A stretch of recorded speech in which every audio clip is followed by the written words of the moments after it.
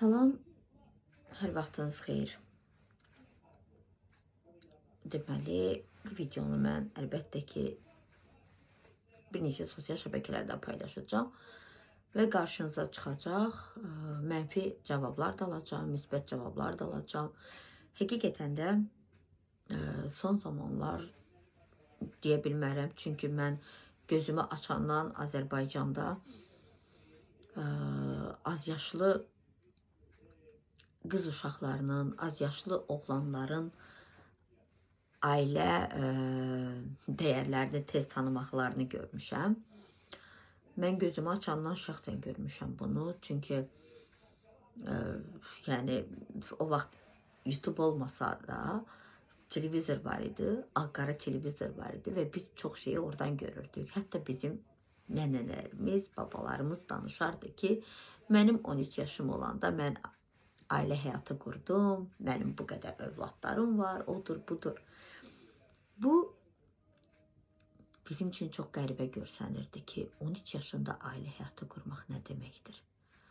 Siz bilirsiniz ki, hələ də elə ailələr qalıb ki, uşağını, qız və yaxud da oğlan fərq etməz, çox, necə deyərlər, yaşa baxmırlar da, önəm vermirlər. Kimə verəcəyini görürlər. 13 yaşında ailə həyatı qurub mənim nənəm deyəndə, mən durub baxırdım ki, ay nənə, nə tez nənə ailə həyatı qurdu.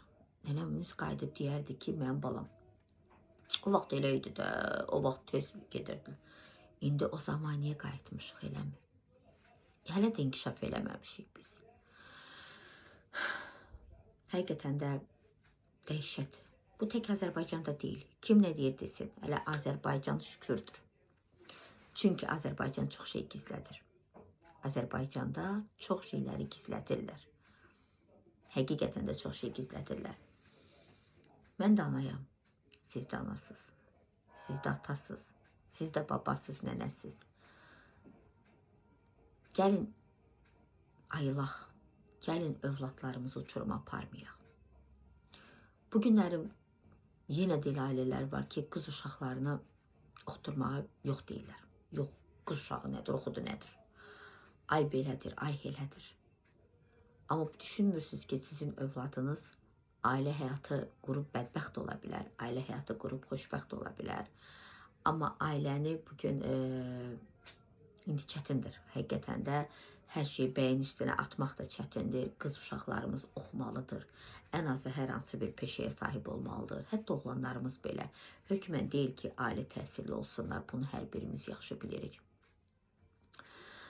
Və ona görə də sizə bir şey deyim ki, bu günləri az yaşlı uşaqların ailə həyatı qurmağı ilə ötən illər, yəni bir hardasa danışaq, 70-80 il bundan öncə ailə həyata quranlarda fərq odur ki, o vaxt sosial şəbəkə deyilən bir şey yox idi. O vaxt ictimailəşmirdi, amma var idi. İndi ictimailəşir və indi də sizə deyim ki, daha çox məlumat əldə edə bilirik hər yerdən. Amma bugün o vaxt məktəbə də getmirdi də. Biz bilirik ki, bizim nənələrimiz məktəbə də getmirdi də. Düzdür, təhsilli olmurdular. Amma indiki uşaqları məktəbə yazdırırlar. İndiki hamısının sənədləri var. Bu günlərim əgər az yaşlı uşaq nişanlanırsa, bu ən çox sizə bir şey deyim ki, şəhər yerində deyil, kənd yerlərində baş verir, ucqar yerlərdə baş verir. Amma sağ olsun ki, yaxşı insanlar var ki, onlar bu məlumatı əldə edib ictimailəşdirir. Çünki ictimailəşdirməsək, bunu hər kəs bilir. İcra nümayəndəsi də bilir, o kənddə nə baş verir. İcra başçısı da bilir, bunu yaxşı direktor da bilir. Sahə polisi də bilir, hər kəs bunu yaxşı bilir. Amma niyə susurlar? Bizə o maraqlıdır. Mən dəfələrlə bu barədə bizim kəndimizdə də təbliğat aparmışam. Kəndimizdə şəxsən 12 yaşdan artıq qızların qapısı döyülür. Bəli, qızların qapısı döyülür. Və dəfələrlə bunu direktora da bildirirdim ki, hara baxırsan, qayıdıb deyir ki, mən cəmaatın ailəsinə qarışacağam. Yəni, direktor söz deməyə qorxur. Sən yeri gələndə ağsaqqal görsənirsən də, bəli, ağsaqqal kimi sənə baxırıq da ki, yəni o vaxt direktorlar həqiqətən də məclislərdə yuxarı başda oturardı.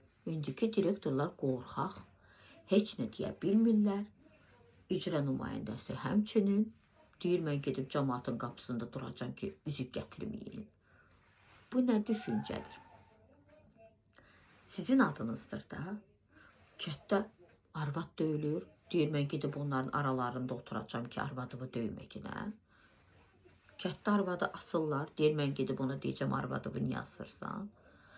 Kətdə gecə saat 2-də arvadı döyüb çölə qovurlar, deyir, mən gedib cəmaata deyəcəm, arvadımı niyə döyüb çölə qovursan, evə niyə ərzaq almırsan, gecə saat 5-də evə niyə girirsən? Mən başa düşmürəm, bu insanlar nə düşünür? Mən sevinirdim ki, nə yaxşı ki, kətdə yaşayıram da, kətdə ən azı kənd balacadır, problemlər isti-isti həll olunar. Amma əksinə, kəndlərdə problem daha çoxdur. Daha çoxdur. Az yaşlı uşaqların qaçırılması, az yaşlı uşaqların barmağına üzük taxılması, hamı eşidir, amma heç nə demir. Hamı da qınıyır, amma heç nə demir. Bugünlərim ziyalı bir şəxs gedir, elə bir adamın qapısını döyür ki, gedin maraqlanın, gəlini az yaşlıdır. Kəbini, zaksı da yoxdur. Kəbin var ya, zaks yoxdur. Özü də müəllimdir. Yəni ona görə də heç qınamayın, təhsili olmayanı qınamayın. Bugün mənim ali təhsilli müəllimim gedib az yaşlı qız uşağına 15 yaşdan aşağı olan birini qaçırdıb evinə gətirirsə, barmağına üzük taxırsa, siz təhsilsiz olanlardan heç nə gözləməyin. Bu davam edəcək. Çünki sənin savadlı bildiyin şəxs özünü savadsız kimi hərəkət etdirir, göstərir orada burada. Ona görə də demək istədiyim odur ki, bu həmişə davam edəcək. Bugünlərim az yaşlı uşağın ana olmağı heç də qəribə deyil. Siz birin ikisini bilirsinizsə, biz 100-ün 200-ün bilirik və hər gün də rastımıza çıxır. Deməkdən də dilimiz yarı olubdur, amma qulaq asan yoxdur, qarşısını alan yoxdur. Çünki mən təkəm, siz çoxsuz. Siz görürsünüz, qorxuvuzdan heç nə demirsiniz. Ay mənim nəyimə lazımdır. Amma çünki bilirsiniz ki, siz də eynən onlar kimi övladınızı bədbəxt eləmək üçün yol axtarırsınız. Çətindir. Kim nə deyir desin, artıq vəziyyət çox çətinləşir. Qızlarımızı, oğlanlarımızı qoruya bilmirik. Onlara həqiqətən də düzgün tərbiyə verə bilmirik. Düzgün yönəldə bilmirik. Yox sözünü deyə bilmirik. Qarşısını ala bilmirik. Bilirsiniz niyə? Çünki özümüz az yaşlı ailə həyatı qurmuşuq. 13 yaşında ailə həyatı qurub ana olan şəxs övladına nə tərbiyə verəcək? Nəyə hazırdır? 2 dənə yumurta qırmağa hazırdır.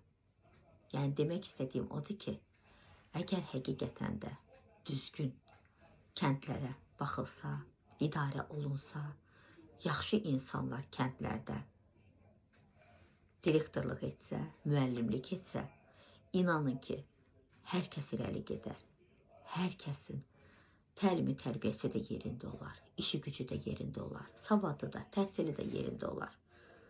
Və sosial şəbəkələrdən bu cür üzücü xəbərlər eşitmərik. Övladlarınıza təhsil verin, övladlarınıza gələcək verin. Onun gələcəyi ailə həyatı qurmaqla tamamlanmır. Ondan öncə mərhələlər var. Onları keçməlidir. Əziz valideynlər, övladlarınızdan bezməmisiniz. Onlara gələcək verin. Onların əli çörəyə çatsın. Ondan sonra gedib həyatını qurar və ondan sonra da özü də gözəl bir ailə sahibi olar.